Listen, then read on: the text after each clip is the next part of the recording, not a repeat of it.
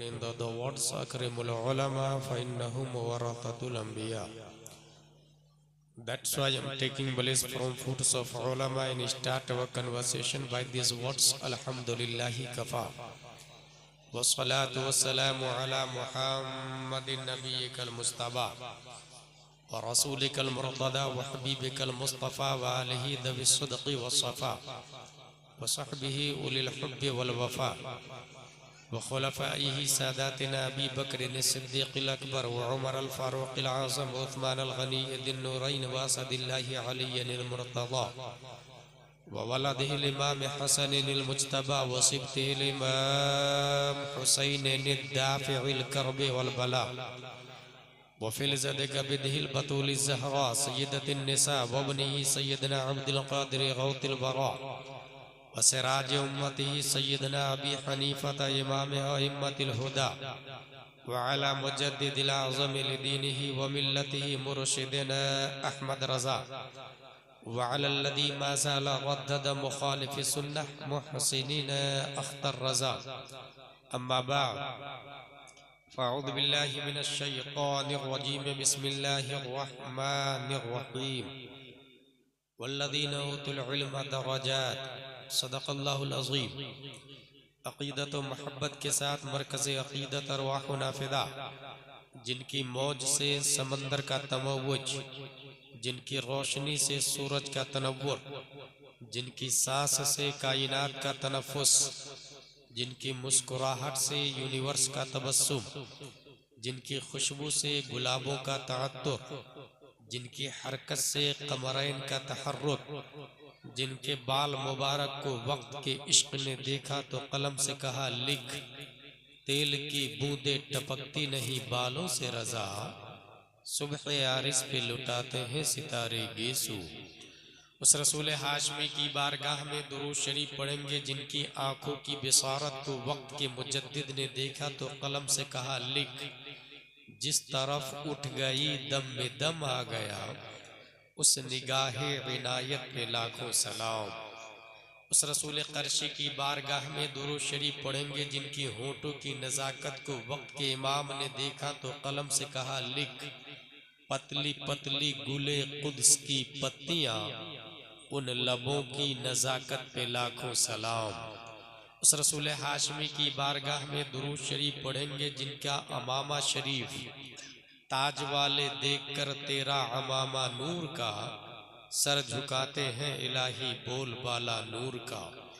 उस रसूल कर्शी की बारगाह में दुरूद शरीफ पढ़ेंगे जिनका हाथ मुबारक, हाथ जिस सिमत उठा गनी कर दिया, मौजे बहरे समाहत पे लाखों सलाम। उस रसूल कर्शी की बारगाह में दुरूद शरीफ पढ़ेंगे जिनका दिल, everybody hidden in the heart something according his mind, his status, his climate, his education, but in heart of the prophet peace and blessing be upon him, hidden light of Allah.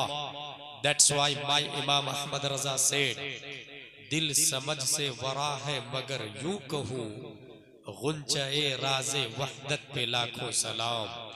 उस रसूल हाशमी की बारगाह में दुरूद शरीफ पढ़ेंगे जिनका पेट मुबारक कुल जहां मिल्क और जौ की रोटी ग़िज़ा, उस शिकम की क़नाअत पे लाखों सलाम। उस रसूल कर्शी की बारगाह में दुरूद शरीफ पढ़ेंगे जिनके हुस्न को 1400 साल पहले हजरत हस्सान ने देखा तो अपने आप से कहा क्या वो अहसन मिन कलम तरक़त आईनी व अजमल मिन कलम तलिदिन निसा खुलिक़्ता मुबर्रअन मिन कुल्लि ऐबिन कान्नका क़द खुलिक़्ता कमा तशा। या रसूल अल्लाह, आपसे ज्यादा ब्यूटीफुल पर्सन मेरी आंखों ने देखा नहीं। या रसूल अल्लाह, आपसे ज्यादा good look smart handsome genius धरती पे किसी माता ने आज तक जना नहीं। या रसूल अल्लाह, आप हर ऐब से पाक पैदा किए गए। या रसूल अल्लाह, आप वैसे पैदा किए गए गोया के जैसे आप चाह रहे थे। सल्लल्लाहु ताला अलैहि वसल्लम। ए हस्सान बिन साबित, आपके शेर में 2 दावे हैं।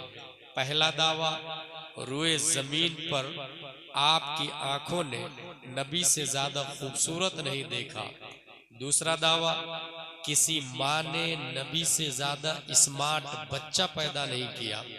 पहला दावा एक्सेप्ट एबव है, क्योंकि आपने देखा ही कितने लोगों को, 1000, 2000, लाख, 2 लाख, लेकिन इस वक्त 7.5 अरब से ज्यादा पब्लिक है।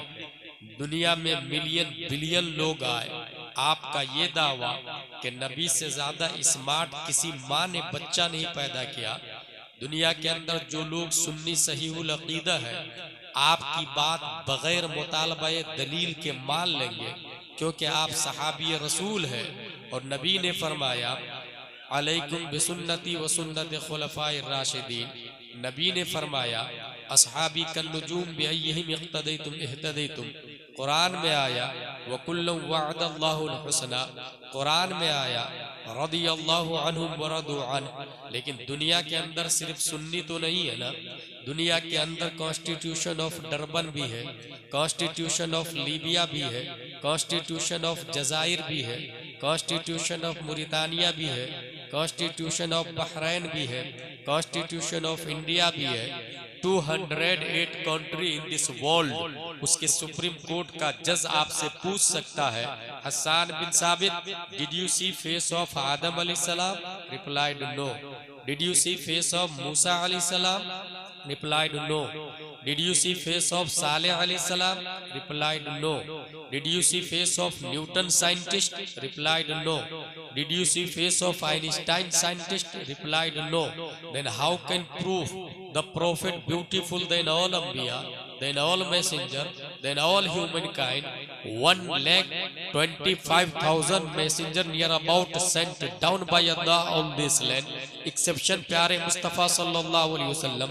You did not look, you did not watch, you did not see any prophet, any रसूल, any messenger। ए हसन बिन साबित, एक नबी को देखा और इतना बड़ा दावा कि रुए जमीन पर नबी से ज्यादा खूबसूरत किसी माँ ने बच्चा ही नहीं पैदा किया। इसके लिए चश्मदीद गवाह की जरूरत है। आपके पास कोई आई विटनेस है तो पेश करे। हजरत हसन बिन साबित तसव्वुरात की दुनिया में अमरोहा के सुन्नी मुसलमानों की कलाई पकड़कर रहनुमाई करते। Don't worry, follow me, I have one eye witness, let's go towards leader of angels named Jibreel अलैहिस्सलाम से चल के पूछ लेते हैं, ऐ जिब्रील अमी, क्या आपने आदम अलैहिस्सलाम को देखा? कहा देखा ना। क्या आपने नूह अलैहिस्सलाम को देखा? कहा देखा ना। क्या आपने जकरिया अलैहिस्सलाम को देखा? हजरत जिब्रील का दावा है तमाम नबियों का पैगाम्बर मैं हूँ, तमाम नबियों का मेडिएटर मैं हूँ, तमाम नबियों का मैसेंजर मैं हूँ। सिस्टम मैं लाया हूँ, कानून मैं लाया हूँ, ज़ाब्ता मैं लाया हूँ, लाइफ स्टाइल मैं लाया हूँ, उसूल हयात मैं लाया हूँ, तौरात मैं लाया हूँ, इंजील मैं लाया हूँ, ज़बूर मैं लाया हूँ, सुहूफ आदम मैं लाया हूँ, सुहूफ शीस मैं लाया हूँ। फिर है जिब्रील अमी, आप तो आई विटनेस है, आपने हर नबी को लाइव देखा है। Please tell me who is beautiful, who is good look, who is smart, who is genius, who is handsome. अखबिरनी मिन फज़लिक मन अहसनुन नास, मन अजमलुन नास, मन अहसनुन नास, मन अअक़लुन नास, मन अशरफुन नास, मन अमजदुन नास। तो ताइर सिदरा जवाब देते हैं क़ल्लबतुल अर्दा मशारिक़हा व मग़ारिबहा लम अजिद रजुलन अफ़ज़ल मिन मुहम्मदिन सल्लल्लाहु अलैहि वसल्लम। मैंने ईस्ट को देखा, वेस्ट को देखा, साउथ को देखा, नॉर्थ को देखा, यहाँ तक कि जमीन को उलट पलट करके देखा। जिब्रील अलैहिस्सलाम आपकी बारगाह में again question, east west south north को देखा।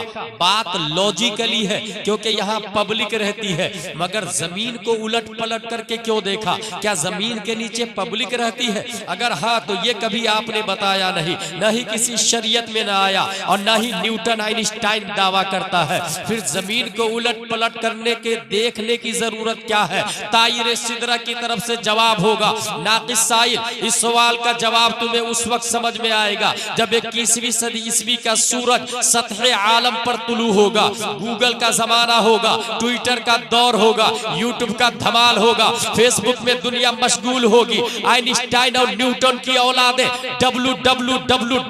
के जरिए पूरी दुनिया को ग्लोबल विलेज में कंट्रोल कर लिए होंगे। इंसान शटल स्पेस बनाएगा, इंसान स्पेस में प्लाटिंग की तैयारी करेगा, स्पेस में carbon, oxygen, hydrogen, nitrogen, phosphorus पैदा करने की तैयारी चल रही होगी।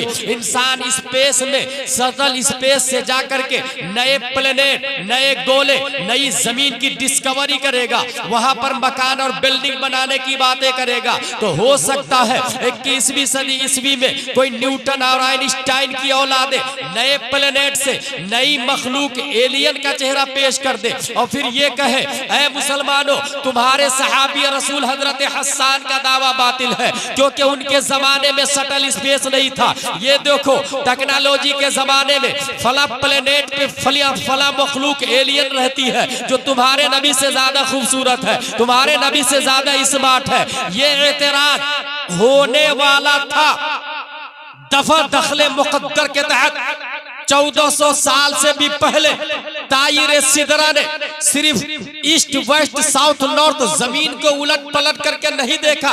कल्लबा युकल्लिबु तकलीबन, बाबे तफईल का फेले माजी मारूफ कल्लब, तो बाबे तफईल का पावर बोलता है, बाबे तफईल का तेवर बोलता है, बाबे तफईल का सिक्का बोलता है कि मैंने सिर्फ जमीन को उलट पलट करके नहीं देखा, मैंने मर्क्यूरी को देखा है, वीनस को देखा है, मार्स को देखा है, जुपिटर को देखा है, सैटर्न को देखा है, यूरेनस को देखा है, नेपच्यून को देखा है, प्लूटो को देखा है। जितने प्लेनेट साइंसदानों ने डिस्कवर किया और जितने गोले प्लेनेट डिस्कवर करने वाले हैं, हर एक प्लेनेट को तायरे सिदरा ने उलट पलट करके चीर फाड़ के देखा और उसके बाद जो जजमेंट दिया उसकी तर्जमानी मेरा इमाम, अच्छे रजा, प्यारे रजा, आशिक रजा, फाजिल रजा, अल्लाह की रजा, सहाबा की रजा, जो अपने वक्त का आलिम भी है, फाजिल भी है, मुफ्ती भी है, मुहक्किक भी है, मुजद्दिद भी है, साथ ही में न्यूटन का बाप भी है, आइंस्टाइन का दादा भी है। दुनिया के तमाम साइंटिस्ट जिनके सामने प्राइमरी के स्टूडेंट नजर आते हैं, 10 शव्वाल 1272 हिजरी 14 जून 1856 ईस्वी में नकी अली खां की पीठ से बरेली की धरती पर इमाम अहमद रजा खान पैदा होते हैं। दुनिया की तमाम अदालतों को आवाज दिया, न्यूटन तुम भी सुनो, आइंस्टाइन तुम भी सुनो, डरबन वालों तुम भी सुनो, लीबिया वालों तुम भी सुनो, हमारे नबी सबसे ज्यादा खूबसूरत है। आई विटनेस चाहिए तो जिब्रील अलैहिस्सलाम जो कल जिंदा थे वो आज भी जिंदा है और कयामत तक जिंदा रहेंगे। जिब्रील की तर्जमानी मेरे इमाम ने किया, यही बोले सिदरा वाले, चमने जहां के थाले, सभी मैंने छान डाले, तेरे पाए का न पाए। नारे तकबीर, नारे रिसालत, मसलके आला हजरत।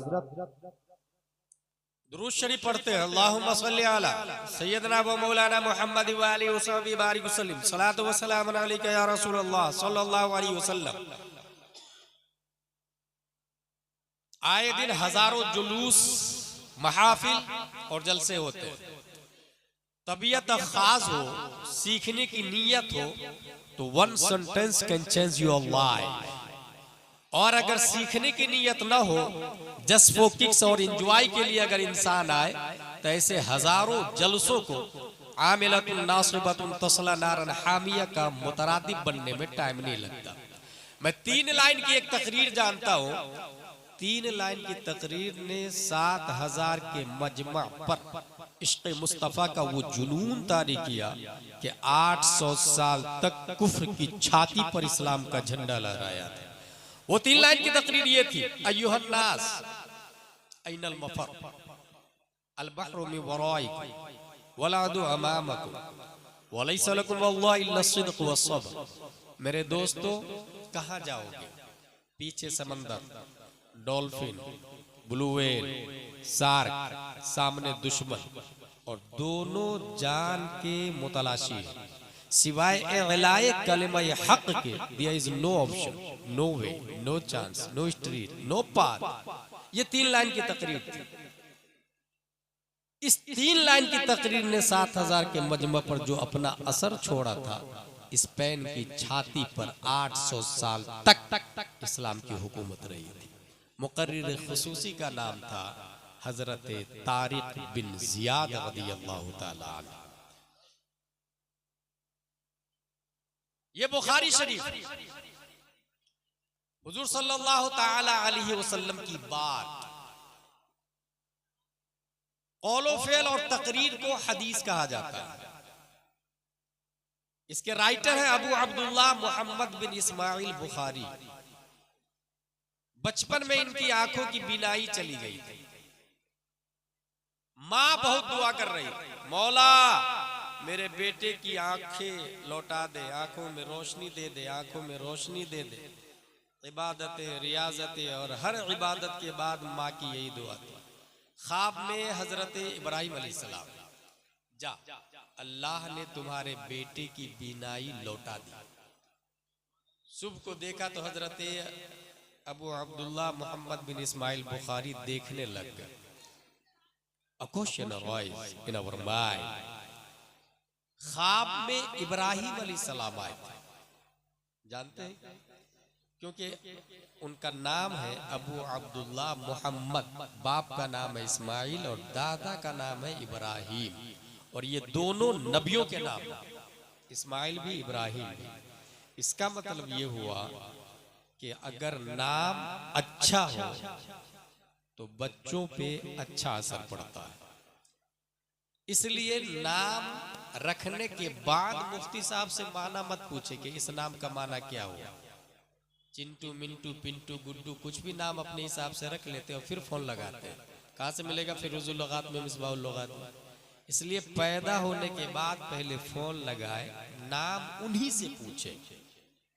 बुखारी शरीफ ये 3 मर्तबा नजर सानी की है इमाम बुखारी रदी अल्लाह ताला अन्हु। और याद रखिएगा, एक एक हदीस ढूंढने के लिए महीनों का सफर करते थे, महीनों का, ताकि हम लोगों तक काकर सराय हम लोगों तक हदीस पहुंच सके नबी की। और 3 मर्तबा नजर सानी बुखारी की। एक मर्तबा सफर और हजर में, रात में सोते थे, उठ जाते थे और फिर उसको सही करते थे। ये हदीस यहाँ, ये हदीस यहाँ, ये हदीस यहाँ। एक मर्तबा मस्जिद हराम में हर हदीस को रखने से पहले, सेट करने से पहले वो गुस्ल करते थे, 2 रकात नफल नमाज पढ़ते थे और उसके बाद हदीस को कोट करते थे। और फाइनल एंड लास्ट टाइम हुजूर सल्लल्लाहु ताला अलैहि वसल्लम के हुजरा और मिंबर के बीच में बैठ के गुस्ल के बाद 2 रकात पढ़ के इस्तिखारा करते थे कि इस हदीस को किस बाब में रखूं, और उसके बाद फिर हदीस को कोट करते थे। उन्होंने एक हदीस कोट की है, अन अनस रदियल्लाहु अन्हु क़ाल लौ उहद्दिथुकुम हदीसन ला युहद्दिथुकुम अहदुन बअदी समिअतु नबी सल्लल्लाहु अलैहि वसल्लम यक़ूल इन्न मिन अशरातिस साअह अन यक़िल्लल इल्म व यज़हरल जहल व यज़हरज ज़िना व तकसुरन निसा व यक़िल्लर रिजाल हत्ता यकून लि 50 इमरह अल क़य्यिमुल वाहिद। ये हदीस शरीफ है, और इस हदीस शरीफ में कयामत की 5 बड़ी निशानियां बताई गई। यही मेरी तकरीर है, कयामत की 5 बड़ी निशानियां। पहली निशानी अन यक़िल्लल इल्म, इल्म खत्म हो जाएगा, उलमा उठा लिए जाएंगे। और उलमा उठाए कैसे जाएंगे? क्योंकि एक इंसान अपने बेटे को आलिम नहीं बनाएगा। आलिम क्यों नहीं बनाएगा? क्योंकि वो ये देखेगा कि आलिम बनने से मादियत का हुसूल कम होता है, आलिम बनने से दुनिया का हुसूल कम होता है, आलिम बनने से सैलरी कम मिलती है। नतीजतन इंसान अपने बच्चे को आलिम नहीं बनेगा। दूसरी बात, एक आलिम जब ये बोलेगा कि शराब पीना हराम है, तो गांव का जो मुखिया होगा उसका शराब ही का कारोबार होगा, उस आलिम को जिला वतन कर देगा। मस्जिद का मुतवल्ली होगा, शराबी का कारोबार होगा, मस्जिद से मुफ्ती साहब को हटा देगा। मदरसे का जो नाजिम होगा वो शराबी होगा, मदरसे से मुफ्ती को हटा देगा। और बिगेस्ट प्लेटफॉर्म अबाउट होली इस्लाम ये मस्जिद और मदरसा है। और जब यहां पर उलमा नहीं होंगे, मस्जिद भी सेकंड प्रायोरिटी रखती है, फर्स्ट दर्जा मदारिस का आता है, क्योंकि मदरसा ही आलिम तैयार करता है। अगर मदरसा आलिम तैयार करना छोड़ दे तो फिर मस्जिद वीरान हो जाएगी, सुनी हो जाए। अच्छा, ये बात जहन नशी रख ले आप लोग कि अगर यहीं पर देखिए किस रस्म और रिवाज में हम लोग चल रहे हैं और कयामत की निशानी कैसे हमारे करीब आ रही है। अगर मैं ये ऐलान करूं मेरे भाइयों तादुश शरिया मस्जिद बनानी है, कौन आदमी देगा पैसा? एक आदमी, हजरत मेरी तरफ से पूरी मस्जिद की ईंट, ओके राइट डाउन फुला साहब, पूरी मस्जिद की ईंट। दूसरा आदमी, हजरत पूरा सरिया मेरी तरफ से। तीसरा, हजरत पूरी सीमेंट मेरी तरफ से। चौथा, हजरत पूरी मिस्त्री मेरी तरफ से। पांचवा, हजरत मार्बल जितना लगेगा मेरी तरफ से। हजरत दरवाजा विंडो मेरी तरफ से। 5 करोड़ की मस्जिद 5 साल में बनके कंप्लीट। अब ये ऐलान करूं कि इस मस्जिद में ऐसा इमाम लाना है जो हाफिज भी हो, कारी भी हो, आलिम भी हो, मुफ्ती भी हो। तनख्वाह होगी 40,000 रुपए। राउंड में 12 महीने में एक बार नंबर आएगा। 12 ऐसे लोग जिनका इनकम 2-3 लाख रुपए मंथली हो, हाथ उठाए। साल में एक बार देना होगा 40,000 रुपए। कोई हाथ नहीं उठाएगा। क्यों भाई? मस्जिद बनाना सवाब का काम है। कालिका किसने बोल दिया? किस किताब में आया? जहां ये लिखा मम बना लिल्लाही मस्जिदन बनल्लाहु लहु बैतन फिल जन्नह, वही ये लिखा हुआ है मल्लम यारिफ हक़्क़ल आलिमिना फहुवा लैसा मिन्ना। वही ये लिखा हुआ है कुल हल यस्तविल लदीना यअलमून वल्लदीना ला यअलमून। वही ये लिखा हुआ है फसअलू अहल ज़िक्र इन कुंतुम ला तअलमून। वही ये लिखा हुआ है वल्लदीना उतुल इल्म दरजात। अब एक और आसान करके मैं आपको बताऊं, ये जो 5 करोड़ की मस्जिद 5 साल में बनी है, उससे जाके पूछिए मस्जिद साहब वुजू में कितने फराइज है? क्या मस्जिद बोलेगी वुजू में 4 फराइज है? चेहरा धोना, हाथ धोना, मसा करना, पाँव धोना। मिंबर साहब आप तो मार्बल के हैं, मकराना से तशरीफ लाए। आप बताइए ना, ये जो शबे बारात में हम फातिया करते हैं, मुर्दे तक पहुंचती है फातिया? क्या वो मिंबर बोलेगा पहुंचती है या नहीं पहुंचती? दरवाजा साहब मस्जिद के आप तो सागवान की लकड़ी के बने हुए हैं। आप बता दीजिए ना, इस्लाम की बुनियाद कितनी चीजों पर है? क्या दरवाजा बोलेगा इस्लाम की बुनियाद 5 चीजों पर है? तौहीद, नमाज, रोजा, ज़कात, हज। झूमर साहब से जाके पूछे, आप तो 1 लाख के हैं, आप ही बता दीजिए ना गुस्ल में कितने फराइज है? क्या झूमर साहब बोलेंगे? गुस्ल में 3 फराइज है, कुल्ली चेहरा धोना, कुल्ली करना, नाक साफ करना, पूरे बदन पे पानी बहाना। ये गुस्ल के 3 फराइज झूमर साहब बताएंगे? नहीं। पता क्या चला? मस्जिद साइलेंट है, वायलेंट इमाम है। मस्जिद खामोश है, बोलता इमाम है। मस्जिद साकित है, नातिक इमाम है। अगर एक मस्जिद आपके मोहल्ले में 5 करोड़ की हो और इमाम नाजरा खा हो, जहालत अपनी जगह बाकी रहेगी बल्कि बढ़ती रहेगी। और अगर मस्जिद खजूर की शाख, तना, पत्तियों की बनी हुई हो और इमाम इमामुल अंबिया हो, तो मुक्तदी अबू बकर पैदा होते हैं, तलहा, जुबैर और हंज़ला पैदा होते हैं।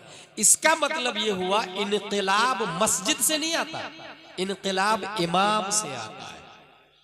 उसके बावजूद देखिएगा मोस्टली लोग मस्जिद बनाने में तो ताउन कर देते हैं, मगर अच्छा आलिम रखने में कोई ताउन नहीं। एक और बहुत बुरी रस्म है अपने समाज में, वो ये BUMS, MABS, MD, DM, ये सब की फीस अलग होती है। मगर हमारी लाइन में नाजरा खा, हाफिज, कारी, आली, मुफ्ती सब मौली साहब इमाम साहब है। गलत। सबके दर्जे बुलंद है और हाफिज, कारी, आलिम में दाखिल ही नहीं।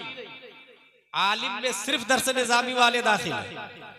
हाफिज का दर्जा अपनी जगह मुसल्लम, कारी का दर्जा अपनी जगह मुसल्लम, मगर नाइबे नबी सिर्फ आलिम होते हैं, नाइबे अंबिया सिर्फ आलिम होते। इसलिए अगर आपकी मस्जिद में हाफिज इमाम है तो एक और आलिम इमाम रखें, क्योंकि ऐसे भी गैर आलिम को तकरीर की इजाजत नहीं है, तबलीग की इजाजत है। तो इल्म जो उठेगा उसमें इसका भी समाज का दखल है, रस्म और रिवाज का दखल है। और आगे चले इल्म उठा लिया जाएगा। जब इल्म उठेगा तो होगा क्या? होगा ये कि गांव का जो सरपंच और मुखिया होगा उससे लोग मसला पूछेंगे। और वो मसले का जवाब भी दे, लोग उस पर अमल भी करेंगे। इस तरह वो खुद भी गुमराह होंगे और दूसरे को भी गुमराह करेंगे। यही हो रहा है कि एक तरफ अगर एक मुफ्ती फतवा देता है और दूसरी तरफ लीडर पैसा वाला गांव का कुछ और बोल दे, उस मुफ्ती की बात की वैल्यू कम हो जाती है। बल्कि अगर उस अमीर के और मुखिया के सरपंच के खिलाफ बात हो तो FIR भी करवा देता है। मगर ये याद रहे कि जो आलिम रब्बानी होता, जो आलिम दीन होता, वो वक्त के किसी हाकिम और फौज और ताकत और कुव्वत की परवाह नहीं करता। इस सिलसिले में एक जिंदा मिसाल दे दूं आपको। जो आलिम होगा वो डरेगा नहीं कि मैं जो बोलूंगा इसका साइड इफेक्ट क्या होगा, कौन मारेगा, कौन गाली देगा, कौन पीटेगा, कौन मुखालफत करेगा। तकरीबन 5वीं सदी हिजरी की बात है, खाकान बादशाह ने वक्त के हाकिम के खिलाफ GST के खिलाफ फतवा मार्केट में दे दिया। बादशाह ने कहा ये मुफ्ती को जेल में डलवाओ। उन्होंने जेल में डलवा दिया। वो जेल में चले गए, परवाह नहीं थी। जेल जाने के बाद कुछ उलमाए किराम दारोगे जेल के पास गए, हजरत जो नीचे हैं हमारे हजरत, उनसे हम मसला पूछना चाहते हैं, क्या आपकी इजाजत है? कहा मसला पूछने की इजाजत है, लेकिन हाँ उनसे मुलाकात नहीं कर सकते तुम लोग। कहा नहीं मुलाकात नहीं करेंगे, मसला पूछेंगे। कुएं के मेड़ पे, जेल कैसा था, बंद कुआं, कुएं के मेड़ पे बैठ गए और ऊपर से मसला पूछते थे। हजरत वुजू में जो मसा फर्ज है वो कितने सर का मसा फर्ज है, पूरा या आधा या चौथाई? अंदर से वो जवाब देते थे चौथाई सर का मसा फर्ज है, पूरे सर का फर्ज नहीं, वो मुस्तहब से है। ऊपर लिख लेते उलमाए किराम, पूरे सर का मसा मुस्तहब है, चौथाई सर का फर्ज है। ये सवालों जवाब का सिलसिला 1 साल 2 साल नहीं, 12 साल तक चलता रहा। उस 12 साल में पूछे गए सवालों के जवाब को लिखा गया। अल मबसूत नामी 20 जिल्दों में किताब छपी, और वो किताब आज भी अरब के बड़े बड़े दारुल इफ्ता में पाई जाती। उस किताब से बड़े बड़े मुफ्ती फतवा देते हैं। बताना यह है कि जेल में रह के भी हक बोलना नहीं छोड़। उनका नाम हजरत शमसुल अइम्मा सरखसी रदियल्लाहु ताला, मुजद्दिद अल्फसानी ने फतवा दिया बादशाह के खिलाफ। ये दीन इलाही कहां से लॉन्च कर दिया तूने? जब उसके खिलाफ फतवा दिया उनको जेल में डाल दिया गया। हम और आप जेल में जाते हैं जमीन के लिए, दुकान के लिए, मेरे बेटे को तुमने मारा, हाउ डे यू, मेरे बेटे को मारा तुमने, बदले में 2-3 झापड़ आपने मार दिया। मामला थाने तक, FIR, कोर्ट कचहरी, जेल, जो कुछ होना तो हो गया। दुनिया के लिए, दीन के लिए कोई नहीं करता। मुजद्दिद अल्फसानी ने सीधा फतवा दिया दीन इलाही के खिलाफ जेल में। जेल जाने के बाद वो रोए नहीं, कहा मुसल्ला लाओ, कुरान शरीफ लाओ। मुसल्ला बुलवाया, कुरान शरीफ बुलवाया। 1 दिन 2 दिन 3 दिन 4 दिन 5 दिन 3 महीने में पूरे कुरान का हिफ्ज कर लिया उन्होंने, सिर्फ 3 महीने। ये दस्तारबंदी हिफ्ज की है। यहाँ एक बार और बता दूं, मेमोरी पावर अगर बहुत ज्यादा स्ट्रांग हो तो इंसान 3 महीने में हिफ्ज कर लेता है। एक और आदमी को जानता हूं मैं जो सिर्फ 3 महीने में हिफ्ज कर लिया, शेख अब्दुल हक मुहद्दिस देहलवी रदियल्लाहु ताला। एक आदमी ऐसा है जो सिर्फ और सिर्फ 7 दिन में पूरे कुरान का हिफ्ज कर लिया। ये भी अरब का मुसल्लम कायदा है, अरबी का, अल हिफ्ज़ो फिस सिग़्र कन नक्श अलल हजर वल हिफ्ज़ो फिल किब्र कन नक्श अलल मा। बचपन में याद करना ऐसे है जैसे पत्थर पे लकीर खींचना, बुढ़ापे में याद करना ऐसे है जैसे पानी पे लकीर खींचना। इसलिए जहां तक हो सके अपने बच्चों को सिखाए, बचपन ही में सिखाए। जो बात बचपन में उसकी मेमोरी में बैठ जाएगी, मनशब्बा शाब्बा, जवानी में भी वो भूल नहीं सकता और उसी के मुताबिक जिंदगी गुजारेगा। यहाँ एक और बात मुझे याद आ गई, सलाहुद्दीन अय्यूबी का नाम आपने सुना हो। जब वो बचपन के आलम में थे तो उनके वाली साहब ने कहा, अंत लैसा मिन शानिक अल-इल्म वल अत्फाल व अंत मन सौफ यफ्तहुल अक़सा। बेटा तुम्हारी हैसियत बच्चों के साथ खेलने कूदने की नहीं है, अनकरीब तुम मस्जिद अक़सा को फतह करने वाले हो। और चंद सालों के बाद जवानी में दुनिया में देखा कि मस्जिद अक्सा को उन्होंने फतह किया। बाप ने बचपन में कहा था। इसका मतलब यह हुआ कि आप अपने बच्चे को बचपन में बता देंगे कि अल्लाह के रसूल जिंदा है, तो फिर वो जब तक जिंदा रहेगा उसको कोई दुनिया का माइकालाल देवबंदी वहाबी उसके दिमाग से नबी को मुर्दा होना साबित नहीं कर सकता। बचपन में जो बात आपने बता दी। इमाम मोहम्मद रदियल्लाहु ताला 7 दिन में पूरे कुरान का हिफ्ज कर लेते। वो भी कैसे? वो गए इमाम आजम अबू हनीफा के पास, हजरत मैं अल्लामा बनना चाहता हूँ। इमाम आजम ने फरमाया जाओ कुरान याद करके आओ। वो गए, 1 दिन 2 दिन 3 दिन 4 दिन 5 दिन 6 दिन 7वां दिन हाजिर, हजरत मैं अल्लामा बनना चाहता हूँ। कहा कुरान याद करने के लिए कहा ना? कहा मैंने कर लिया। तुमने 7 दिन में कुरान याद कर लिया। इसका मतलब यह हुआ कि मेमोरी पावर बहुत स्ट्रांग थी। यहीं पर इमाम आजम की बात से यह समझ में आया कि कुरान शरीफ का हिफ्ज ये आलिम के लिए बहुत मुफीद है, क्योंकि उन्हें मसाइल दलाइल के साथ में याद होते हैं। अगर मैं आप लोगों से यह कहूं अल्लाह एक है, क्या दलील? आप में से 1% को भी इसकी दलील याद नहीं होगी। कुरान में कहां लिखा अल्लाह एक? जबकि अरब में कॉमन है, अरब के जाहिलों को भी पता है कि अल्लाह एक है। मुझे अच्छे से याद है, जब मैं जामे अजहर जा रहा था, एयरपोर्ट पे उतरा, टैक्सी ड्राइवर सिगरेट पी रहा है। उससे मैंने कहा अंतलस्ता स्वाई, तुमने रोजा नहीं रखा? अवन्ना का मरियो या तुम बीमार हो? तो जवाब देता ला ला ला हीनल वक्त व अना आलम व इन कुंतुम मरियन औ अला सफरिन फइद्दतुम मिन अय्यामिन उखर। टैक्सी ड्राइवर इतना शानदार दलील पेश किया कुरान की आयत पढ़ के, मैं समझ गया जामे अजहर में आ चुका हूं। वहां के आम आदमी को पता है अल्लाह एक है। इसकी दलील क्या है? कुरान शरीफ को जो हिफ्ज किया जाता है वो तरावी के लिए हिफ्ज नहीं किया जाता। कुरान शरीफ का हिफ्ज होता है मसाइल के दलाइल के लिए। अल्लाह एक है। अच्छा, जब फायदा क्या होगा आप ये सोचेंगे?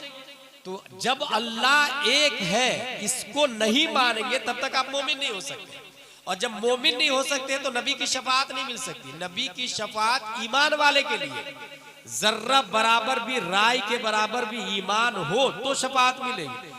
मराही कुफ्र पर है तो शफाअत कहां से? नबी की जियारत कहां से? नबी की नजर रहमत कहां से नसीब होगी? इसलिए ईमान मजबूत हो उसकी पहली दलील है अल्लाह एक है। और ईमान को छीनने के लिए शैतान हर एक के पास आता है। हम लोग तो पढ़े लिखे नहीं है ज्यादा। इमाम फखरुद्दीन राजी का नाम आप लोगों ने नहीं सुना है तो सुने। वो 6वीं सदी हिजरी के बहुत बड़े मुजद्दिद गुजरे। उनके नज़ा के वक्त में शैतान पहुंच गए। अल्लाह एक है इसकी क्या दलील है? उन्होंने कहा दलील है ना कुल हुवल्लाहु अहद, अल्लाह एक है। शैतान ने दलील को काट दिया। इमाम फखरुद्दीन राजी दूसरी दलील देते, वह इलाहुकुम इलाहुन वाहिद, अल्लाह एक है। शैतान ने इस दलील को भी काट दिया। इमाम फखरुद्दीन राजी तीसरी दलील देते हैं, लौ काना फीहिमा आलिहतुन इल्लल्लाह लफसदता। शैतान ने तीसरी दलील को भी काट दिया। वो कुरान से दलाइल दे रहे उसको काट दे रहे, तो हमारे और आपके ईमान का क्या हाल होगा? इसलिए कहता हूं मैं, ईमान एबल टू टच नहीं है, एबल टू वॉच नहीं है, एबल टू कैच नहीं है। ईमान बिलीव का नाम, ईमान फैथ का नाम, ईमान मानने का नाम।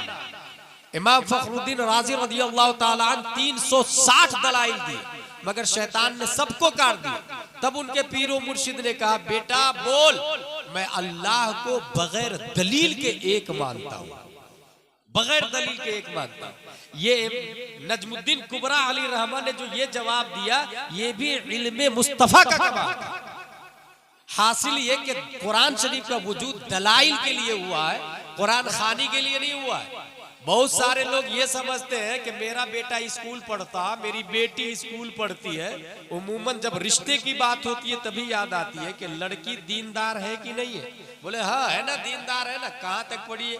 ग्रेजुएट है। दीनी तालीम? बोले है ना, दीनी तालीम भी है ना। मेरी बेटी 4 बार कुरान शरीफ पढ़ ली, 5 बार कुरान शरीफ खत्म कर लिया। मेरे भाइयों, 5 बार नहीं 50 बार भी खत्म कर ले, ये दीनी तालीम नहीं। कुरान शरीफ रीडिंग का नाम दीनी तालीम नहीं, अंडरस्टैंडिंग का नाम दीनी तालीम। कुरान पढ़ने का नाम दीनी तालीम नहीं, कुरान समझने का नाम दीनी तालीम। इसलिए अपनी बच्चियों को और बच्चों को अरबी के साथ साथ में उर्दू लाजिमत पढ़ाए ताकि दीन समझ में आए। इमाम मोहम्मद रज़ी अल्लाह ताला 7 दिन में कुरान हिफ्ज करके इमाम आजम की बारगाह में अब पढ़ना शुरू किया। पढ़ते पढ़ते पढ़ते वो खुद अपने आप में मुजतहिल फिल मसाइल बने। 1 लाख मसाइल हलालो हराम के बाब में लिखा और किताब शाये हुई। ये 1200 साल पहले की बात बता रहा हूं। 1200 साल पहले क्या हराम है क्या हलाल है 1 लाख रूल्स लिखे हुए हैं। हम लोगों को कितने लाख याद है, कितने 100 याद है, कितने दहाई याद है, सोचे जरा। 1200 साल पहले 1 लाख हलाल और हराम के बाब में किताबें लिखी। अच्छा, और कॉमन सेंस देखें, एक इंसान है जो 11वीं शरीफ करने को बहुत जरूरी समझता है और खुद झूठ बोलता है, हरामकारी करता है, उसे स्पिरिचुअल ऑफ इस्लाम ही नहीं समझ में आया। इस्लाम में ये 5 डज है और 5 डजंट है। सबसे ऊपर है फर्ज, फिर वाजिब, फिर सुन्नत मुअक्कदा, फिर गैर मुअक्कदा, फिर मुस्तहब। इसके अपोजिट में 5 है, हराम, मकरूह तहरीमी, इसात, मकरूह तंज़ीही, खिलाफ औला। ये जो हम लोग 11वीं शरीफ करते हैं ये है मुस्तहब। ये फर्ज में नहीं आता, वाजिब में नहीं आता, सुन्नत में नहीं आता, मुस्तहब में आता। अब जो आदमी 11वीं शरीफ करता है वो ऑलरेडी किसी की जमीन हड़प के बैठा हुआ और 11वीं शरीफ हर साल पाबंदी से 11 देख बकरे का खाना खिलाता है और वो ये समझता है वो जो जमीन मैंने 1-2 स्क्वायर फीट हड़पी है या 1-2 लाख का घोटाला किया है वो माफ हो जाएगा। गलत। वो 11वीं शरीफ 11 देख 11 साल नहीं 1100 साल भी करे तो वो जो एक फीट जमीन हराम की हड़पी हुई है ना वो माफ नहीं होने वाली। ये ऐसे ही है जैसे कोई इंसान हाथ में नजासत गलीजा रख ले और फिर समंदर में नहाए, जिंदगी भर नहाता रहेगा वो पाक नहीं होगा, पहले नजासत को छोड़ना पड़ेगा। ये ऐसे ही है जैसे कुआं के अंदर कुत्ता गिर के मर गया, पूरा पानी निकाल दे कुआं पाक नहीं होगा, कुत्ते को निकालना पड़ेगा।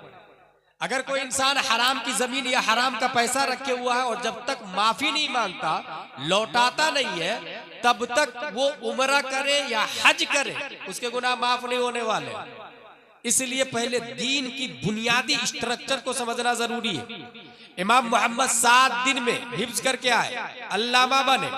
मेमोरी पावर अगर और ज्यादा इंसान का स्ट्रॉन्ग हो तो फिर 7 दिन नहीं 7 घंटे में वो हाफिज कुरान बन सकता है।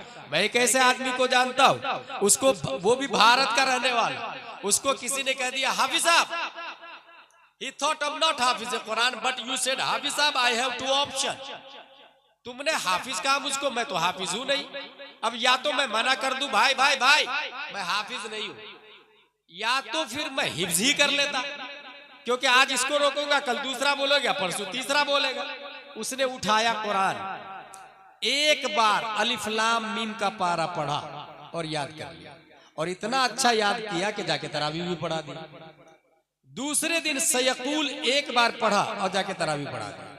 तीसरे दिन तिलकर रसूल, चौथे दिन लन तनालू, 5वें दिन वल मुहसना, 6वें दिन ला युहिब्बु, 7वें दिन वइदा समिउ, 8वें दिन वल वन्ना, 9वें दिन कालल मलो, 10वें दिन वअलमु, 11वें दिन यातदिरुन, 12वें दिन वमा मिन दाब्बा, 13वां दिन वमा उबर्रियो, 14वां दिन रोबमा, 15वां दिन सुबहानल्लज़ी, 16वां दिन काला अलम, 17वां दिन यक़तरबा, 18वां दिन क़द अफ़लह, 30वां दिन अम्मा यतसालून। एक बार पढ़ा और जाके तरावी पढ़ा दिया। उसके पढ़ने के टाइम को जोड़ा गया तो तखमीनन 7 घंटे में हाफिज कुरान बनने वाला।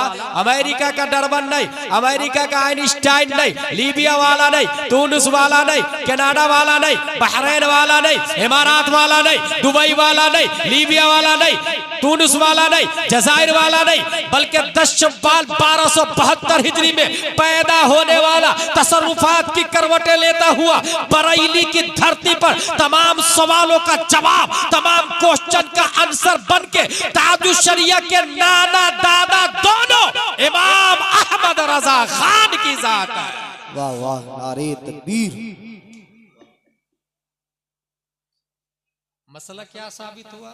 मेमोरी पावर स्ट्रॉन्ग हो तो इंसान 7 घंटे में भी कुरान का हिफ्ज कर सकता है। अच्छा, मेमोरी पावर स्ट्रॉन्ग होता कैसे है ये भी सुने। एक साइंटिस्ट है जिसका नाम है हेनरी फोर्ड, यूएस का रहने वाला। उसने 8 तरीके बताया मेमोरी पावर स्ट्रॉन्ग करने का।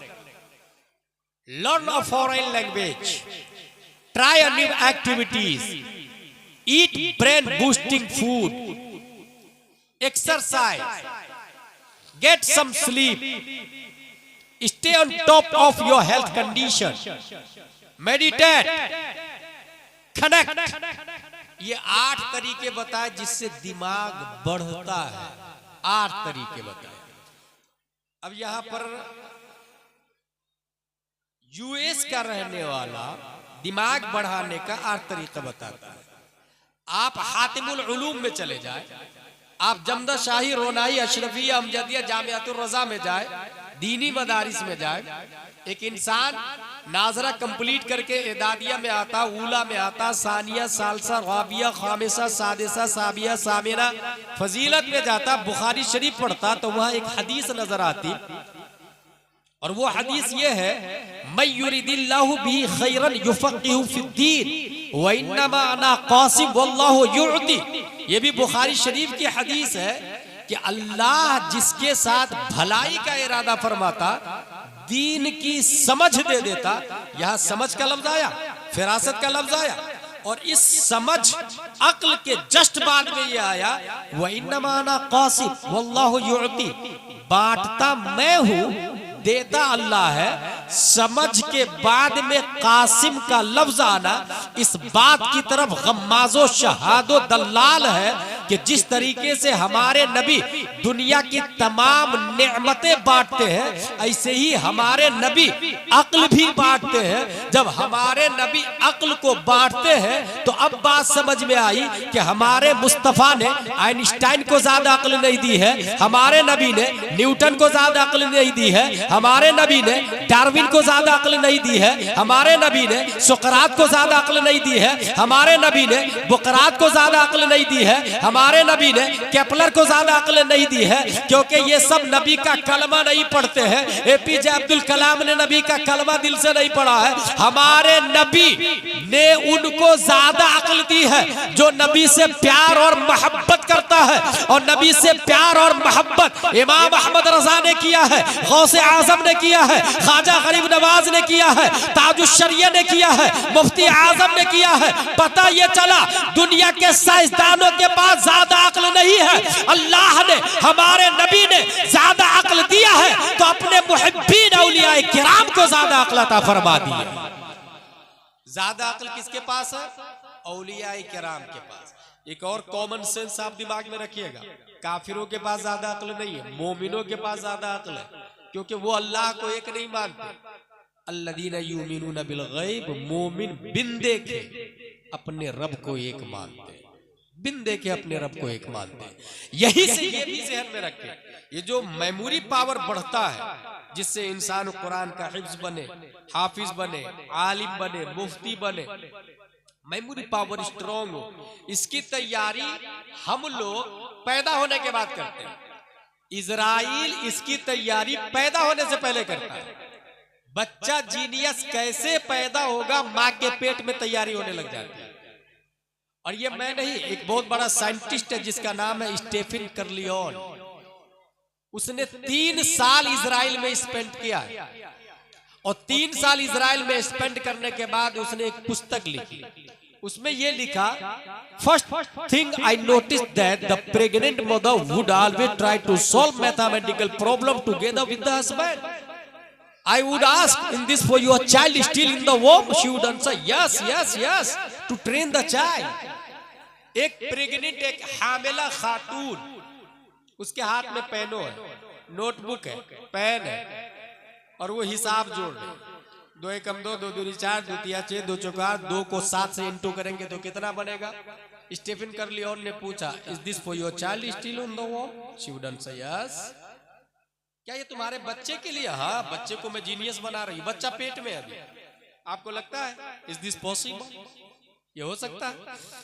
अगर आपको लगता है कि ये नहीं हो सकता है तो उसे डिलीट कर दो। हम ये कहते हैं कि ये हो नहीं सकता, इन इस्लाम हैज बीन डन, ये हो चुका। ये 15वीं सदी हिजरी, 21वीं सदी ईसवी, आप पीछे पलटे 14वीं सदी हिजरी, 13वीं 12वीं 11वीं 10वीं 9वीं 8वीं 7वीं 6वीं 5वीं 470 हिजरी में शेख अब्दुल कादिर रदियल्लाहु ताला अन्हु पैदा नहीं हुए, माँ के पेट में। अब माँ ने मुसल्ला बिछाया, कुरान बुलाया, अलिफ लाम मीम का पारा पढ़ा तो गौसे आजम ने पेट ही में याद कर लिया।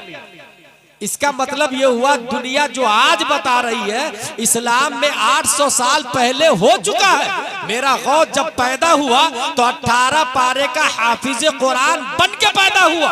ये जवाब था भारत के सुन्नी मुसलमानों के लिए, दुनिया के सुन्नी मुसलमानों के लिए। स्टीफन कर्लियोन की डिस्कवरी आएगी तो घुटने मत टेकना, सीबीएसई पैटर्न पे मरना मत, कॉन्वेंट के सामने झुकना मत, ऑक्सफोर्ड और कैम्ब्रिज को सलूट मत करना। ये लोग जो तहकीक पेश कर रहे हैं, अल्लाह ने अपने फजलो करम से गौस के जरिए 800 साल पहले ही मुशाहदा करके दिखा दिया है, ताकि इस्लाम कल भी गालिब था, आज भी गालिब है और कयामत तक गालिब और जारी रहे।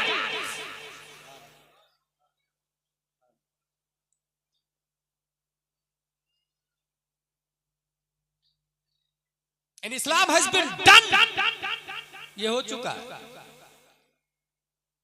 यहां एक बात ध्यान में रखिएगा कि है यह हकीकत, पैदा जब हो जाता है बच्चा, माँ को सर्दी होती है तो बच्चे को सर्दी हो जाती, माँ को पीलिया होता तो बच्चे को पीलिया हो जाता।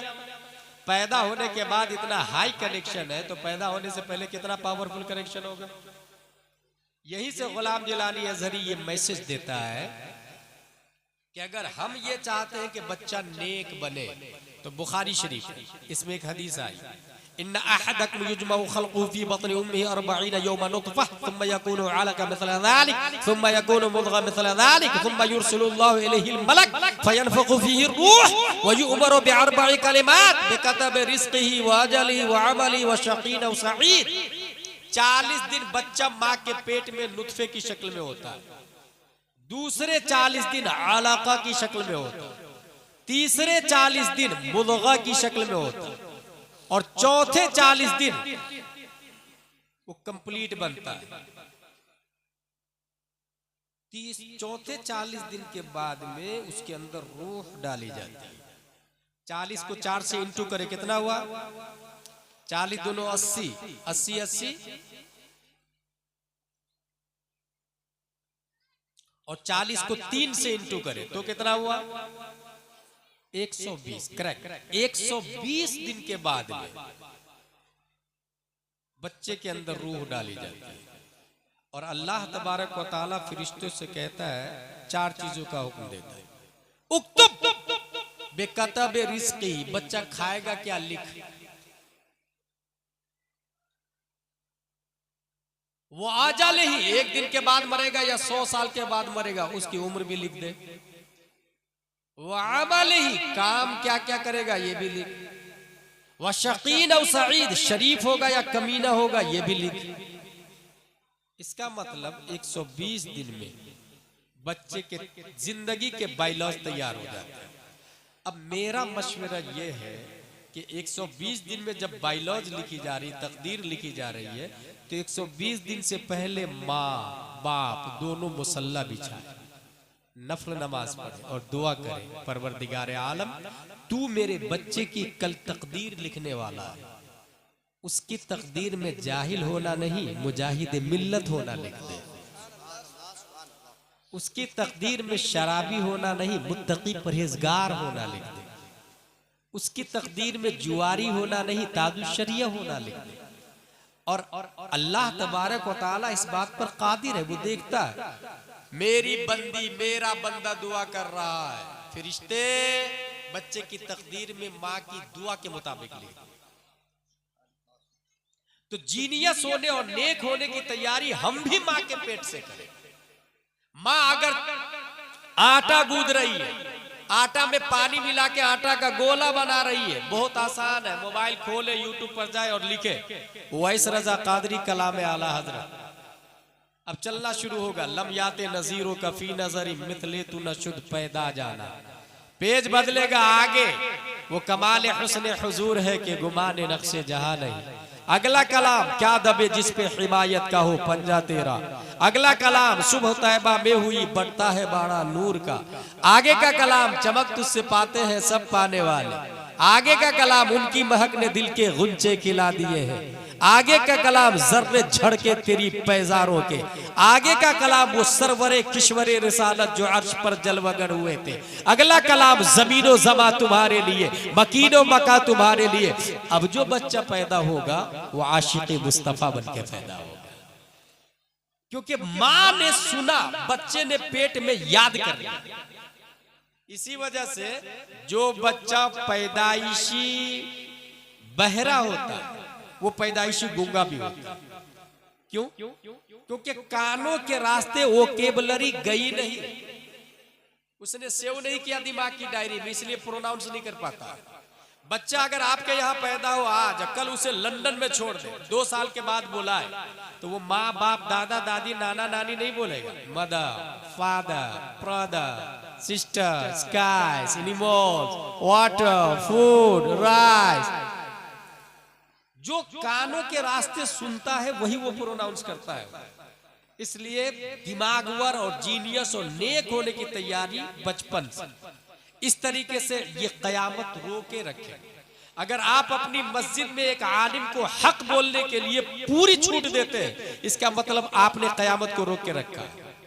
वरना जिस दिन आप हक का सपोर्ट करना छोड़ देंगे, कयामत की निशानी इल्म खत्म हो जाएगा। दूसरी बड़ी निशानी वयज़हरल जहल, जाहिलों का गलबा हो जाएगा।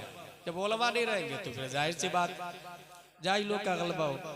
इमाम अहमद बिन हंबल ने एक अच्छी बात कही कि आलिम हक बोलने में किसी की परवाह नहीं करे, और जिसके पास इल्म न हो वो मुंह बंद रखे, दीन हमेशा गालिब रहे। इमाम अहमद बिन हंबल। कयामत की तीसरी बड़ी निशानी वयज़हर ज़िना, ज़िना की कसरत होगी।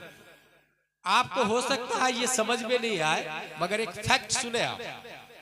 इस वक्त 208 कंट्री है, 150 से ज्यादा मुल्कों ने लिविंग रिलेशनशिप को पास कर दिया। यही है ज़िना का गलबा होगा। मुल्कों ने पार्लियामेंट में ज़िना बिन रज़ा को अलाउ करा दिया। ये जुर्म है ही नहीं, और इसमें हम लोगों का भी दखल है। हम लोग ये करते हैं कि शादी कर लिए, शादी करने से एक तो शादी को बहुत कॉस्टली कर दिया, वो हार्ड कर दिया, नतीजतन बहुत सारी बच्चियों की शादी नहीं होती। दूसरा बहुत बड़ा मसला यह है कि जो बेवा है या मुतल्लका है वो घर में यूं ही बैठी हुई है, नतीजतन लिविंग रिलेशनशिप में उनका आना लाजिमन उसकी फितरत के हिसाब से बन जाता, जिस पर वो जवान हुई, नेचर में आ जाता है वो। इसलिए इसके जिम्मेदार हम भी हैं।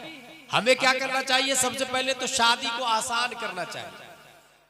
अगर कोई इंसान अच्छे खानदान का है तो अच्छा खानदान जो होता है वो अच्छे खानदान में रिश्ता ढूंढेगा ना, अच्छे घर में रिश्ता ढूंढेगा ना, यही कॉमन सेंस। मगर अच्छा घर कौन सा है? एक आदमी के दिमाग में भी आता है, आप लोगों के दिमाग में, किसी के दिमाग में नहीं आया होगा कि अच्छा घर कौन सा है। पूरी दुनिया में सबसे अच्छा घर अल्लाह का घर है, मस्जिद। क्या कोई शख्स अपनी बेटी के लिए दामाद मस्जिद में जाके ढूंढता है? मस्जिद की पहली सफ में कौन नमाज पढ़ रहा है, कौन नमाज नहीं पढ़ रहा? जो नमाज पढ़ेगा मैं उनसे अपनी बेटी की शादी करूंगा, ये कोई सोच रहा? स्पिरिचुअल ये हकीकत ये है। मगर वो जो अच्छा समझ रहा वो अपने हिसाब से अच्छा समझ रहा। और कुरान शरीफ में आया फ़असा तकरहु शयअन वहुव खैरुल लकुम वअसा तुहिब्बु शयअन वहुव शर्रुल लकुम। बहुत सारी चीजों को आप पसंद करते हैं, हकीकत में वो गलत होती है। मगर एक आदमी है वो मस्जिद की पहली सफ में जाके दामाद ढूंढा। एक साहब को देखा रोजाना पहली सफ में दाएं तरफ आके नमाज पढ़ते हैं, भाई तुम मेरी बेटी से शादी कर लो। हजरत मेरे पास कुछ भी नहीं है, मैं शादी कर लूं? कहा हाँ। तकबीरे उला के साथ मस्जिद में पहली सफ में दाएं तरफ नमाज पढ़ने की दौलत से बढ़कर और कौन सी दौलत हो सकती है? इस दौलत से बढ़ के और कौन सी दौलत हो? इसीलिए तुम मेरी बेटी से शादी करो। तैयार, शादी हो भी गई। दुल्हन की डोली उठ के गई भी घर। जब दुल्हन की डोली घर गई तो दुल्हन पूछती है, जब बाप इतना नेक होगा, जो अच्छा घर मस्जिद को समझ रहा है, तो जाहिर सी बात है बेटी के अंदर असर तो आएगा बाप की अच्छाई का। शौहर से पूछती है वो कोने में टोकरी में क्या रखा हुआ? बोले वो आधी रोटी रखी हुई है कल के लिए। कहा आधी रोटी कल के लिए रखी हुई, मेरी डोली को फौरन वापस कर दी जाए। कहा क्या गलती हो गई? कहा आपका ईमान तो परिंदों से भी गया गुजरा है, क्योंकि एक परिंदा भी दिन में खाना खाता है तो कल के लिए घोंसले में रिस्क जमा नहीं करता। उस परिंदा को पता है जो अल्लाह आज खाना खिलाया है वो अल्लाह कल भी जिंदा रहेगा, वो अल्लाह हमेशा जिंदा रहेगा। तो आपका ईमान तो परिंदों से गया गुजरा है। मेरी डोली उस घर में कैसे रह सकती है जिसका ईमान परिंदों से भी ज्यादा कमजोर हो? दैट इज स्पिरिचुअल इस्लाम। क्या इसके बारे में कभी आपने सोचा? सब मादा परस्ती में पैसा पैसा, मकान पे मकान, दुकान पे दुकान, एफडी पे एफडी, पूरी दुनिया उसमें गिरफ्तार हो गई। नतीजा कहां से इस्लाम समझ में आएगा? अगर मैं आपसे ये कहूं कि एक इंसान है आपके गांव में जिसके पास 1000 रुपया और दूसरा आदमी है जिसके पास 1 लाख रुपया, दोनों में से कामिल इंसान कौन है? मोस्टली आदमी कहेगा 1 लाख वाला। गलत। 1 लाख वाला कामिल नहीं, वो 1000 वाला कामिल। उसको यूं समझे कि एक परिंदा है जिसके मुंह में गेहूं का 1 दाना है, दूसरा परिंदा है जिसकी गर्दन में 1 किलो गेहूं की थैली लटकी हुई है। दोनों में से कामिल परिंदा कौन? अपने घोंसले में कौन उड़ के जाएगा? बीवी बच्चों से कौन सा परिंदा मिलेगा? जिसके मुंह में गेहूं का 1 दाना है। 1 किलो वाला चल नहीं पाएगा, उड़ नहीं पाएगा। इंसान भी लाहूत का परिंदा है। तायरे लाहूती, उस रिज्क से मौत अच्छी जिस रिज्क से आती हो परवाज में कोताही। इन्ना लिल्लाहि व इन्ना इलैहि राजिऊन हम हर मरने वाले पे पढ़ते हैं, मगर कभी गौर किया? इसका मतलब ही है कि लाहूत का परिंदा है, लाहूत में जाना है, ऊपर से आए ऊपर जाना है। और बोझ दुनिया का जितना कम होगा रफ्तार उतनी ज्यादा होगी। अब जो 1 लाख वाला है उसकी रफ्तार कम होगी, जो 1000 वाला है उसकी रफ्तार ज्यादा होगी, जो 100 का मालिक है उसकी रफ्तार और ज्यादा होगी, और जो 1 रुपया भी नहीं रखा बस अल्लाह व रसूल के लिए जिंदगी गुजारा है, ऐसे हजरत उवैस करनी की रफ्तार सबसे ज्यादा हुआ करती है। दीन को कभी लोगों ने समझने की कोशिश ही नहीं की। अच्छा, लोग सोचते हैं कि दीन फ्री में समझ में आ जाए, नतीजतन जो हाल है हमारी निगाहों के सामने में। तो लिविंग रिलेशनशिप, शादी को इतना हार्ड कर दिया लोगों ने कि 150 से ज्यादा मुल्कों ने पार्लियामेंट में बैठ के ये पास कर दिया है कि एक औरत दूसरे और एक मर्द दूसरी औरत से नाजायज संबंध बना सकता है। दोनों राजी है तो कोई बात नहीं, जायज, उस पर कोई धारा नहीं। नतीजतन जो हालात है निगाहों के सामने में, निकाह हार्ड हो गया, जिना आम हो गया, हरामियों की कसरत हो गई, नबी के गुस्ताखों की कसरत हो गई, औलिया किराम के गुस्ताखों की कसरत हो गई, और निकाह करना मुश्किल। अमेरिका में निकाह का कॉन्सेप्ट ही खत्म हो रहा, बिल्कुल तरफ बंद हो रहा निकाह का कॉन्सेप्ट। जिसके साथ मर्जी हो रहे, Sunday to Sunday, next Sunday को बदल डाले। ये वहां का कॉमन कल्चर हो गया। यहाँ भी लोग उसी में गिरफ्तार होने जा रहे हैं। इसलिए अपनी बेटियों पे कंट्रोल करें, अपने बच्चों पर कंट्रोल करें, उसे दीन समझाए। कयामत की चौथी निशानी व तख्तुरन निसा, औरतों की कसरत हो। एक मर्द पर, एक मर्द के अंडरटेकिंग यानी उनकी किफालत में 50 औरतें हो। और ये पूरी दुनिया के सर्वे से पता चला। बहुत सारे लोग अल्ट्रासाउंड करके बच्चे को पेटी में खत्म कर देते, वो भी हराम है। लेकिन उसके बावजूद औरों की तादाद ज्यादा होगी, क्योंकि नबी ने फरमाया, और नबी ने फरमाया तो कायनात इधर से उधर हो सकती है, नबी का फरमान नहीं बदल सकता। 5वीं निशानी वो यक़िल्लर रिजाल, मर्द की तादाद कम हो जाए, और मर्द कम होंगे औरतें ज्यादा होगी। इस तरीके से जब ये 5 निशानियां आपको नजर आ जाए तो समझ जाए आप कयामत के करीब हैं। और ये 5 निशानी सिर्फ आप अपने घर में मत देखिएगा, पूरी दुनिया का सर्वे करने के बाद देखिए। और निशानी देखने के बाद हम में हर फर्द पर लाजिम है कि कयामत को आने से रोके, उसका दर्जा है। रोके का मतलब अगर हराम हो रहा है तो हाथ से रोके, हाथ से नहीं रोक सकता है तो जुबान से रोके, जुबान से नहीं रोक सकता है तो दिल से बुरा जाने। That is last stage of ईमान। ये ईमान का आखिरी दर्जा है। आप में से कितने लोग हैं जो शराबी को शराब पीते देखकर ये कहते हैं भाई शराब मत पियो, जो गाली दे रहा है उसको कहते हैं भाई गाली देना हराम है, गाली मत दो। वो इंसान क्यों रोकेगा जो खुद ही 10 गालियां देता है, 15-20 गालियां देता है? वो इंसान दूसरे को झूठ बोलने से क्यों कर रोकेगा जो खुद ही झूठ बोलता है? और ये बचपन से ही एक बच्चा, आपने बच्चे से ये कहा, बच्चे ने ये कहा मेरे लिए खिलौना ला दीजिए, आपने कहा ठीक है मैं जा रहा हूं मार्केट और वहां से लेते आऊंगा, और जानबूझ के नहीं लेकर के आए। बच्चे ने पूछा क्या हुआ अब, वो आपने खिलौना नहीं लाए मेरे लिए? बोले वो भूल गए। आपने जानबूझ के नहीं लाए और आपने कहा भूल गया, ये झूठ और ये हराम है। और बच्चे को यकीन जिस दिन हो गया कि अब्बू झूठ बोले तो इसका मतलब ये हुआ कि वो झूठ को हराम नहीं समझेगा, बड़ा होकर के वो भी कॉमनली झूठ बोलेगा। और ये समझने वाली बात है, हमारे और कुफ्र में माइनर फर्क है, हमारे और जानवर में माइनर फर्क है। इंसान भी नंगा पैदा होता, जानवर भी नंगा पैदा होता, दोनों में क्या फर्क? बड़ा होकर के जो कपड़ा न पहने वो जानवर है, और जो कपड़ा पहन ले वो हजरत इंसान है। पानी दोनों पीते हैं, इंसान भी जानवर भी।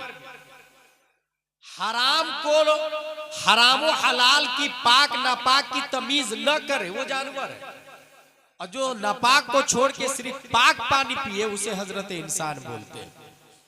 इस्तिंजा दोनों करते, पेशाब दोनों करते, जानवर भी इंसान भी। खड़े खड़े कहीं भी शुरू हो जाए वो जानवर है, और जो बैठकर पेशाब के बाद पानी लेता है उसे हजरत इंसान बोलते हैं। ये माइनर फर्क है जिसको आप समझेंगे तो इंसानियत आपकी बिल्ड करेगी। जब पैदा दोनों नंगे होते हैं, कब बड़ा होके जो कपड़ा न पहने वो जानवर है, इसका मतलब जो लोग अपने घर में अपनी बेटियों को कम कपड़ा पहनाते हैं वो इंसान कम, जानवर ज्यादा है। उसमें और जानवर में कोई फर्क नहीं। और यहीं से ये भी ध्यान में रखिए, दुनिया में जो खातून जितना ज्यादा पर्दा करेगी, मैदान महशर में उतनी ही जल्दी कपड़ा मिलेगा।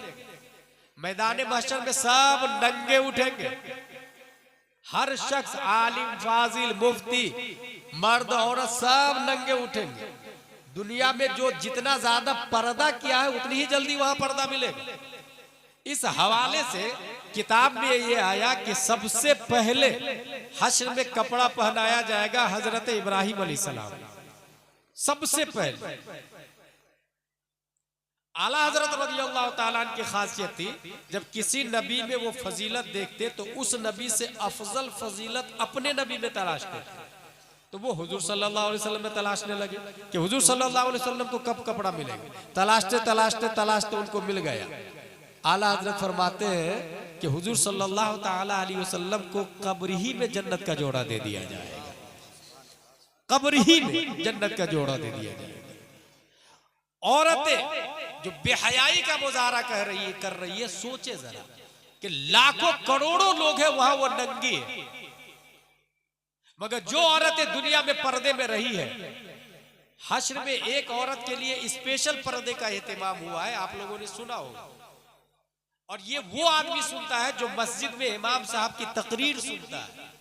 अगर मस्जिद में इमाम साहब की तकरीर नहीं सुना तो फिर वो उनके इल्म में इजाफा नहीं हो पाता।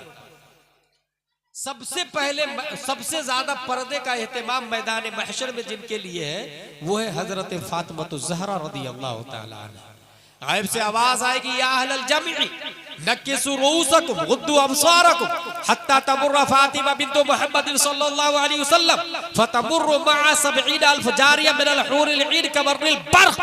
गायब से आवाज है, हश्र वालों, इसमें नमाजी भी दाखिल है, आलिम भी, अंबिया भी, रसूल भी, गौस भी, अब्दाल भी, जितने हश्र वाले सब के सब सर को झुकाए, आंखों को बंद करें, क्योंकि फातिमा बिन्त मुहम्मद की सवारी जाने वाली है।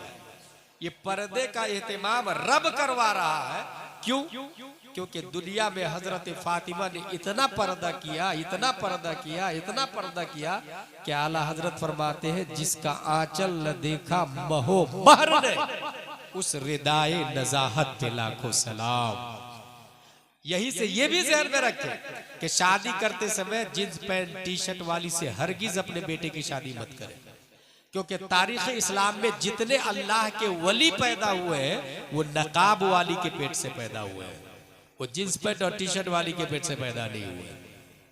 अगर ये मिजाज आपने बना लिया तो यकीन जाने दुनिया के अंदर इनकलाब आएगा, इस्लामी माहौल पैदा होगा। शब बारात में तकरीबन 4-5 हवालों से ये साबित है कि हम जो इसाले सवाब करते हैं वो पहुंचता है।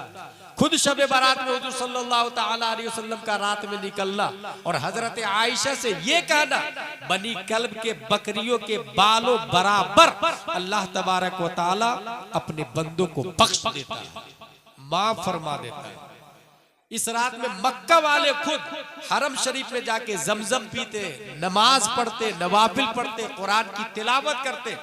यहाँ तक कि उमर बिन अब्दुल अजीज पहली सदी हिजरी के मुजद्दिद, उनका खुद ये मामूल था कि शब बारात में मस्जिद शरीफ में जाते, नमाज पढ़ते, कुरान मुकद्दस की तिलावत करते, मरहूमीन के लिए दुआएं करते। मरहूम के लिए दुआ करना ये उन्हीं, और दुआ से उनके दर्जे बुलंद होते हैं, गुनाह माफ होते हैं। ये उन्हीं का अकीदा है जिनका ये कहना है कि नबी जिंदा है, क्योंकि बाज़ाब्ता एक ग्रुप है जिसका ये कहना है नबी जिंदा नहीं है, माज़ल्लाह रब्बिल आलमीन। जबकि इसी बुखारी शरीफ में ये भी आया, मा बैन बैती व मिंबरी रौज़तुम मिन रियाज़िल जन्नह। हमारे नबी सल्लल्लाहु ताला अलैहि वसल्लम जहां दफन है वो आज ही जन्नत के बागों में से एक बाग है। हमारे नबी आज भी जन्नत ही में है, और जब हमारे नबी आज ही जन्नत में है तो नबी के सदक़े में नबी की उम्मत भी जन्नत की हवाएं ले रही है, जन्नत की खुशबू ले रही है। इसलिए मेरे भाई, हासिल कलाम ये है, आपकी नजरों के सामने में अगर जुर्म हो तो उसे हाथ से रोकें। अपने बच्चों को दीनदार बनाने की ट्रेनिंग माँ के पेट से और उलमाए किराम से मुत्तसिल रहे ताकि अकीदे की हिफाजत हो सके। अब आइए इसके बाद इंशाअल्लाह आपका महबूब इदारा हातिमुल उलूम, उनकी दस्तारबंदी होगी। उससे पहले मैं एक बात बता दूं कि मदारिस इस्लामिया इस वक्त टारगेट पर है, और ये सिर्फ एक मुल्क का मसला नहीं है, पूरी दुनिया का मसला है। पढ़ने वाले तलबा मेहमान रसूल होते हैं। ये रसूलुल्लाह का घर है और मस्जिद अल्लाह का घर है।